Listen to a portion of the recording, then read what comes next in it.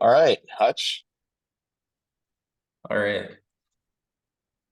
Oh, the nerves, they're kicking in. I'm giving The an nerves. interview and I'm How nervous, could the yeah. nerves be kicking in? You're the one interviewing I'm me. not I'm not meant for the camera, I think. But yeah. All right. Do you have a Fathom or Figma link for us to use to get started with Figma this? link. Here, let me get one started. Fig Jam or Figma? I did not know those were different things. Whatever you can like draw boxes on would be good, I'm gonna usually. do. I'll do Fig Jam. All right. Okay, here we go. Do it. What am I designing today? Yeah, so do you want to share your screen and then we can get started. I'll paste the prompt and all that.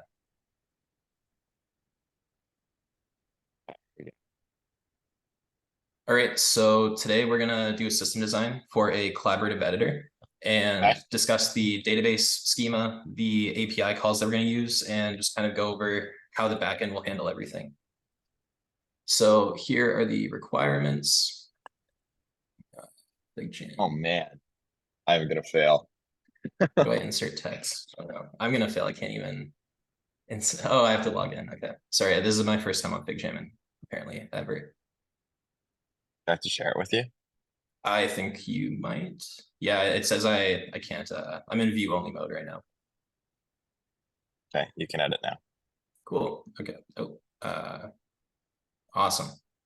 All right. So we're going to design a system where users have the ability to create documents that they're able to share with other users. These documents can be stored in folders just in terms of thinking about how you might structure the database. The users are able to assign different permissions. So users can either have full access or read only to a document. And a file can be edited by multiple users simultaneously. So we have to kind of think about how we're going to limit the network traffic and actually get those updates to other users while they're viewing and editing the document. Okay. And the user, like when you, similar to what we're doing in FigJam right here, where we have the J and W, we should be able to also see who's live and viewing or editing the document at a given time.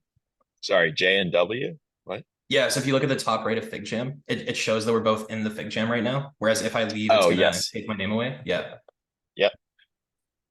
All right. So what I'm designing the database. I'm designing what the whole Yeah, system essentially. so we're gonna start with the database just because I feel like that's a good starting ground. And then we're gonna talk about the API calls that would go over the database and how we're gonna handle things like creating a document, updating the document, adding users to the document, modifying the users, etc. Okay, cool. So for the database, let's use a like a SQL database. I don't think it matters what type exactly. AWS has their own, what's it called? A Dynamo? Is that their RDS. And RDS? yeah, Okay. we're more so worried about whether you're using like relational or non-relational here. The actual semantics of like where we deploy it isn't really Yeah. the biggest concern yet. Uh, okay, cool. Relational or non-relational? Yeah, I'm gonna go with a relational database. Okay. Uh, let's see, for the database, there's a table here in FigJam somewhere. Table. So I would have the UUID of the file and have like the name, uh, folder, and then yeah, let's have a type which will either be we can use one, no, let's use one or two databases or tables. Let's use two tables. This will be like files table. So and then folder. So this is a UUID, which is a let's just say it's a string or an integer, a name, which is a string, and a folder, which is the UUID of folder. Um, cool. And then that's files, and then let's have the folders table. And in the folders table, we'll have the UUID name, and then this is the parent folder, or or null/none. So that'll be the folders table. And then users can assign permissions on a file or a folder base. So let's have a users table. So for simplicity's sake, the permissions are only per document. We haven't quite gotten to the stage in our program yet where we can assign an Got it. entire, yeah. So they don't inherit from the enclosing folder like No, Google so Drive. it's per document, just for simplicity's sake here. Okay, got it. So let's do users, which is like an array of user UIDs, and then let's have a users table, and the users table will have UUID, name, and email. And then, well, we can add orgs later, but we'll stick to just that for now. You're always Okay. thinking about enterprise, I guess. I am. We need to be enterprise ready, of course. All right. Okay, so files, folders, and files have permissions. They are enclosed in folders.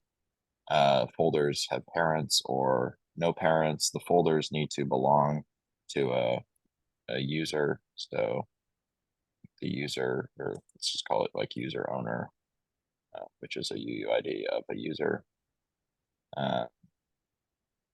Okay, and all right, is that everything I need? Folders are owned by users. Folders, we could make this bidirectional. Yeah, we could make it bidirectional. No, let's just leave it one way. So files reference the folders, but folders don't reference the files. That way we don't have to update two things. I'll do that for now. Yeah, All for right, let's sure. look Well, for we can also just query on the files by the folder because it's a foreign key, so it'll be indexable pretty easily.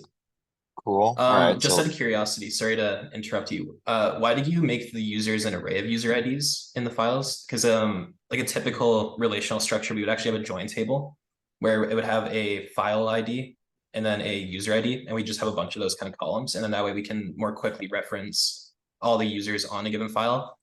And modifying that, like adding new users is a bit of a simpler process rather than adding to an array of elements in a row. We're just adding a new row to another table.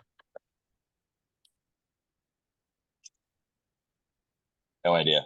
Don't know All what right, most of those words mean. that's okay. What is We can keep going with uh join operation yeah, it on? would be it basically be a join on the file table and the user table where we'd have both of Okay, the primary keys. So there'd be a file UUID and then a user UUID, and that represents a row. And then okay, that allows us to query on that join table a bit more efficiently, which would allow us to get things like all the files for a given user or all the users for a given file. Like those two things would be quite quick to query. okay, got it.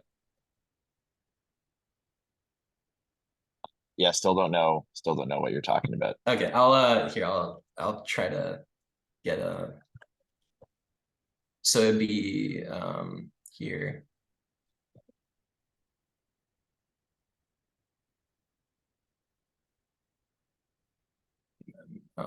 Delete somehow.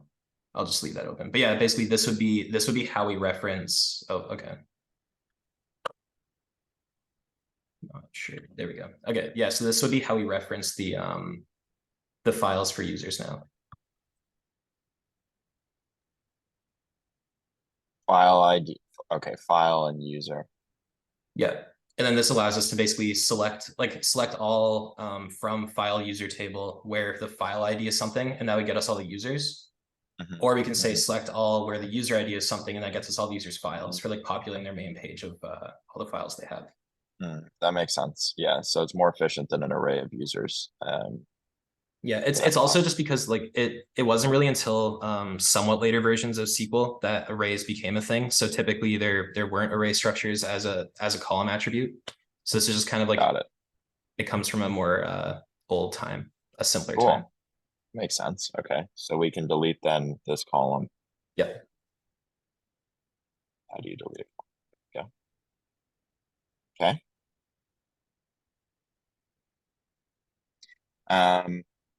Should I keep going? Do we need any more Yeah, on for the sure. I database think we have a perspective? pretty good data structure layout. So let's talk about the calls that we need to get everything going and just kind of lay out the functionality that we want the collaborative editor to have.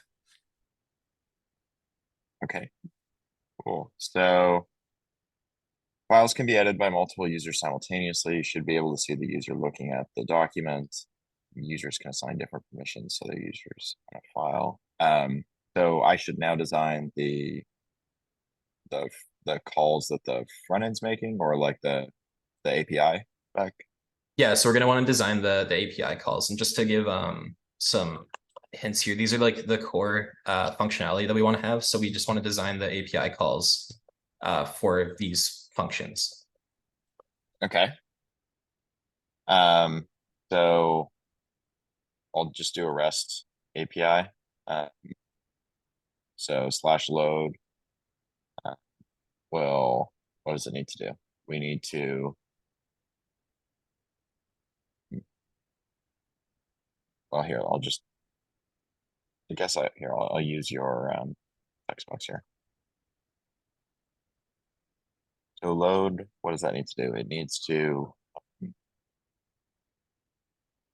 okay, here's where I don't know SQL anymore. So Uh, basically, what we can do here is just kind of discuss, like, we have a slash load call, and here are the things that we want that call to take in, and here are the things that we want to give it back to give out to the front end or whoever's calling it.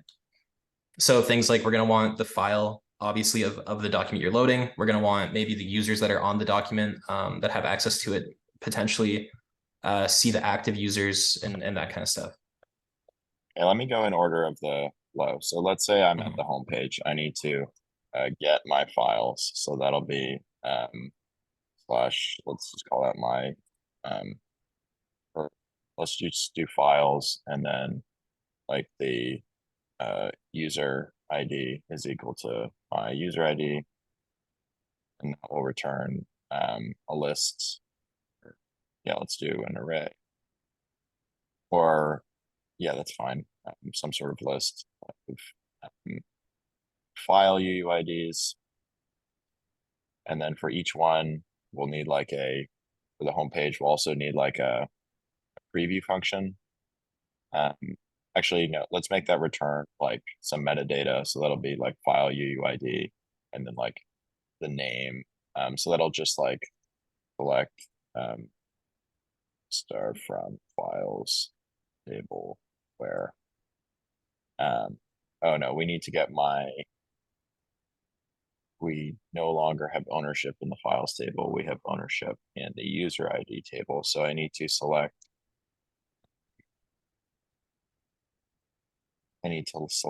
from the file, select file UUID from file user join table where a user UID is equal to me, UID, and then from the files table, get the um, get all the metadata to return this.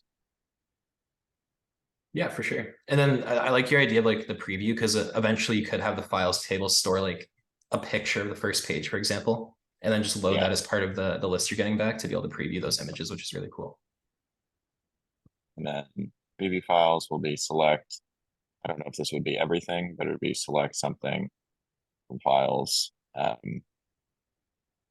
where, well, like, yeah, where these, where I don't know how to do SQL anymore, but where we get It's the okay. Well, we're doing a pseudo SQL. I don't know file SQL without the editor IDs. either. Okay, so we get in return all of the rows that we care about in order to do the preview, and then the user clicks on one of the files, so we have to load that file.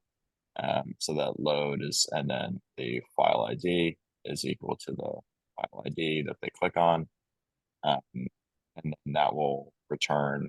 So now I guess we need a S3 bucket where like the S3 bucket is going to actually store the file bytes. Um, so I don't know how Yeah, for to be sure. able. Maybe yeah. I was about to say a circle would be good. Yeah, Yeah. No, we can use the name of the file within S3 and have a key referenced in the files table. yeah. So let's add. I'm not sure how that works mechanically in AWS, but I assume there's an efficient way to do that in S3. So this should reference the S3 bucket, and then the uh, name of file in bucket is like the UUID Yeah. storing the file bytes. It's a blob. Okay. And then, so we're gonna wanna get the blob um, S3 and load it in front end. Well, actually the front end will load it. We just get it from S3. And then we also need to get any further um, metadata from files table. Yeah. And we So here's also, a. Oh, sorry. Go ahead. no, go ahead. No free hints. You might be getting there yourself. We're also going to I'll need the give you a sharing chance. permissions for the top right, like the J and the W you were talking about. So we're going to need to get, well, maybe these would be multiple calls. Um, load can just get the blob from S3, and then we'll need, I guess we already have the metadata from up here.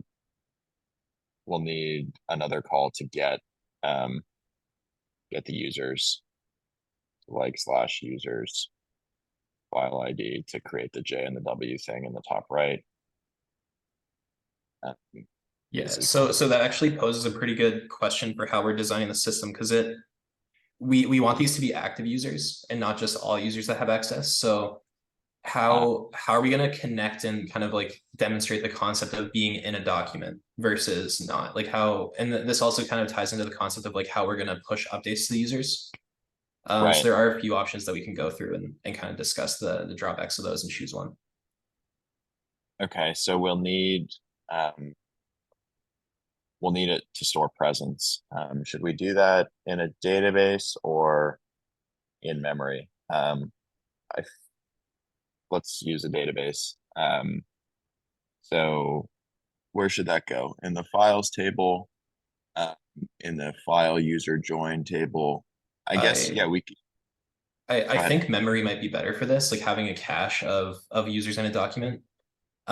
Potentially another thing we could do that I typically like to go with is using WebSockets to basically connect users to a document, and then that way you have an event system to be able to emit like update events, active events, etc. And it gives you a lot of ability to kind of more quickly get these update calls and dispatch them efficiently rather than through traditional REST API. Got it. Okay. Don't know the this sort of syntax or how WebSockets That's work okay. We other than the can fact we that can do a they're pseudo syntax as long as it gets the bidirectional. point across. That's all that matters to us. Okay. Um, so let's say when the user opens a document, so when they do slash load, it starts a session that gets stored in, I don't know what we would use for this, Redis maybe, Yeah, we for could have a cache that kind of keeps track of all the active session IDs just to be able to get access to the WebSockets later on for sure. cool. Um,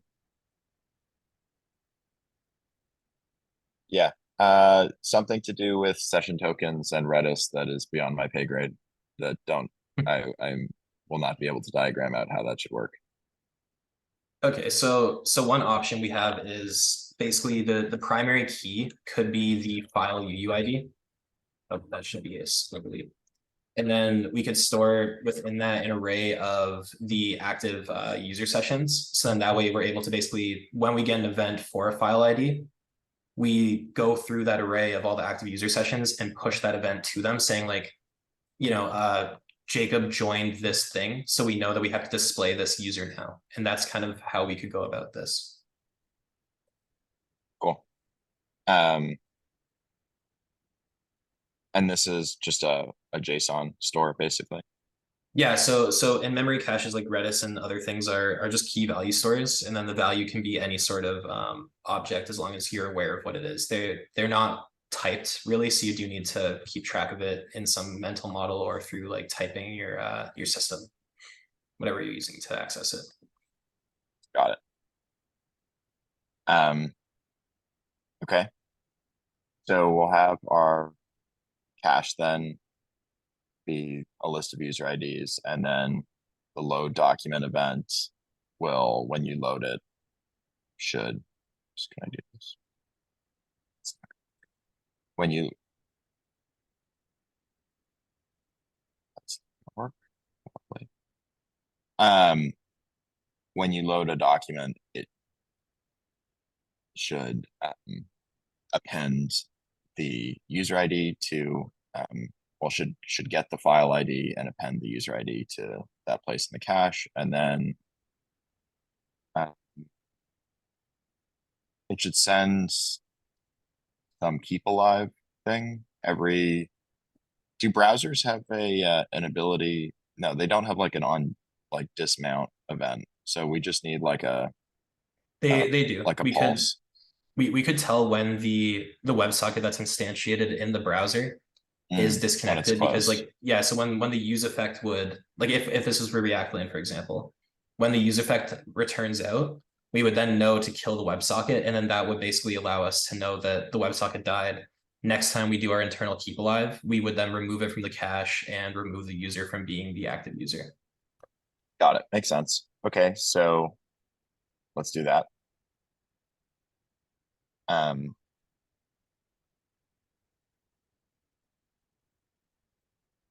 Figuring out how to diagram this. That's This it. is I'm starting to think FigJam might have been a mistake. I'm not very comfortable in this software. the front end when you load a document is going to, or maybe if I do it here, load, this should be a append to file UUID, the user ID, Yeah. and And then then this every, is through like there's gonna be a server layer in between this, right? Like a REST API. Because we don't want to be giving all front ends access to the cache directly. That'd be a oh, that would be recipe for bad. disaster. Yeah. Okay, so we need a REST API. Yep. So that's the API that we're kind of making that we have laid out in the text blob here. Got So it. yeah.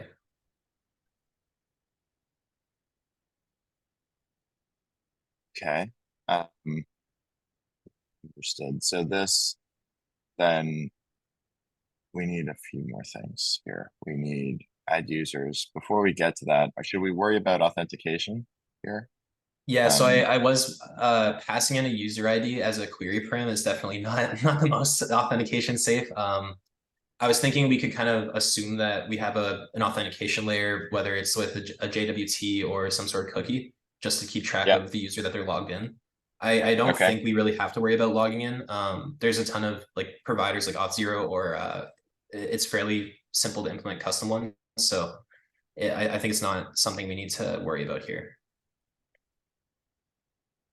Okay. Sounds good. Um, get users load. So this REST API then should, that's, that's this. Oh, nice.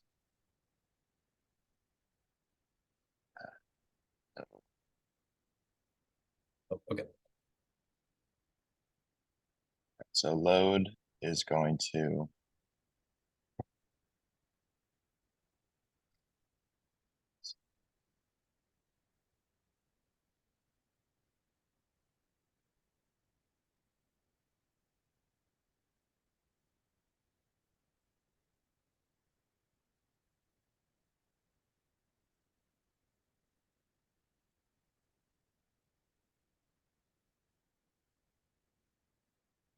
So maybe this one would be like a slash init or something, or like on. Yeah, that's good.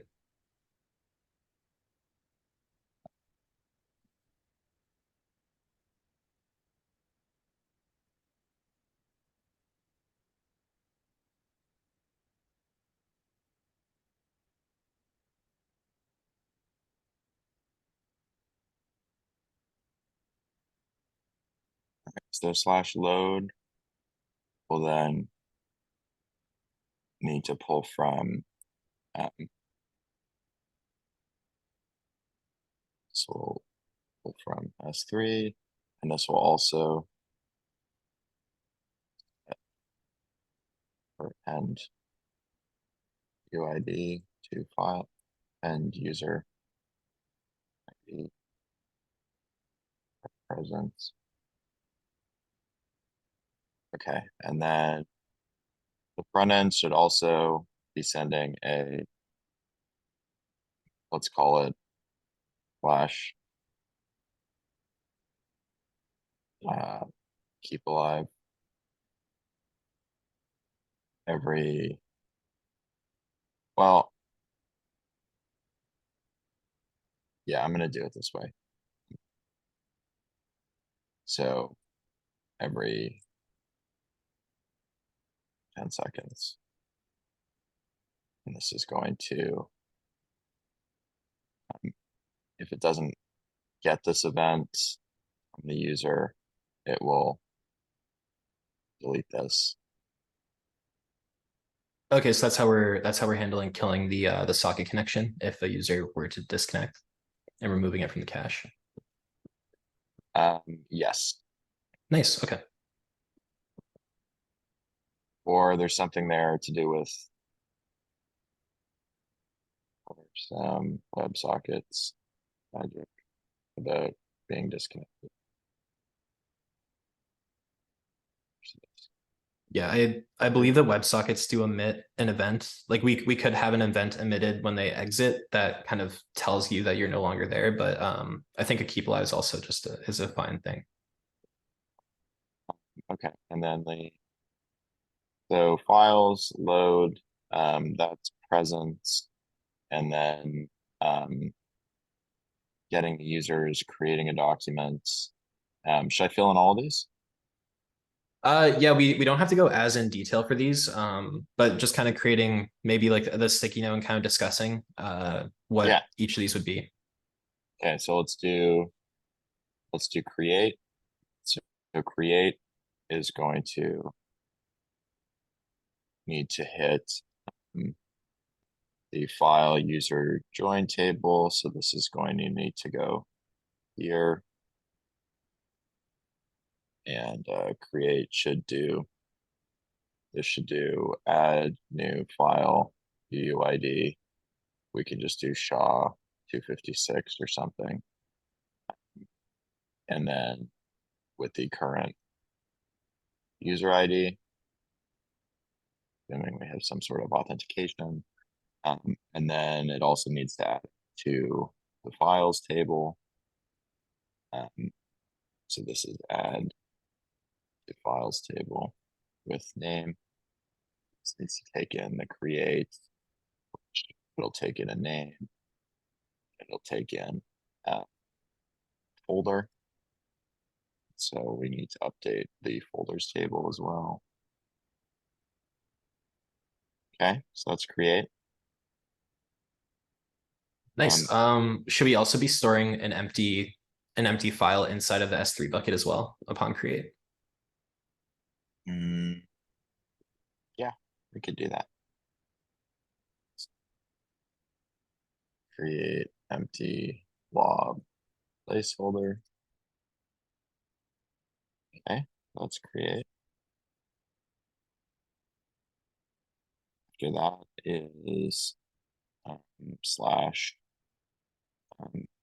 add user. That will be called from the front end, and that should, um, adding a user should update the file user join table. just adding the user ID of the user that we want to add. So this is going to take in the user ID. Or yeah, let's just say a single one for now. It could be a list, but just do one user ID and that will add it to the file user join table. Do we need to add it anywhere else? Users, files, folders. Nope, that should be good. Um, And then, okay, so let's create documents, add users to a document, modify user, uh, modify users on a document. Let's just delete this add user and call this modify. And then, this modify can take in the operation, which is like add or remove. And then it can do that there. So we don't need modify and add user. Update Sweet. document. So yeah, update documents. So by this I mean oh, I actually have two of those, but by this I mean editing the document. So should you perform an edit, like you change a word, you add things. That's what the update document is, what we're trying to handle here. Okay, so let's add a new service. A new service called Magic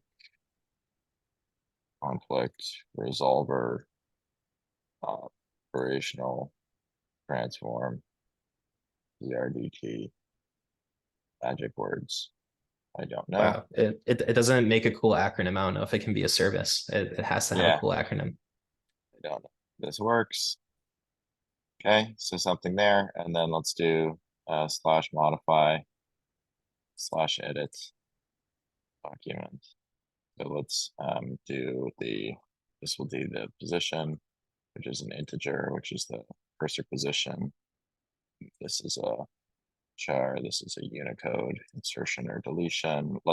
Can I pretend that the documents are text, or should we have rich text and more types of format? For simplicity, we can just do simple text for now. Okay, so position and then like operation, which is like add, delete, what other operations are there? I don't know if we'll have more operations. Color. Yeah, like maybe change like format or something, like add, delete, format Let's for the call this operations. select. Let's call this selection, which can be an int to an int, where these can be the same thing. But the selection can just be a cursor. The selection. This is the. Let's call this event, which is like event to process. Do I want to? No, have yeah, selection, character, operation, and then this will go from the front end, and then this will go to our Magic Conflict Resolver service, which will somehow update the S3 bucket, and then this thing will also reply, saying like accept, reject, something else.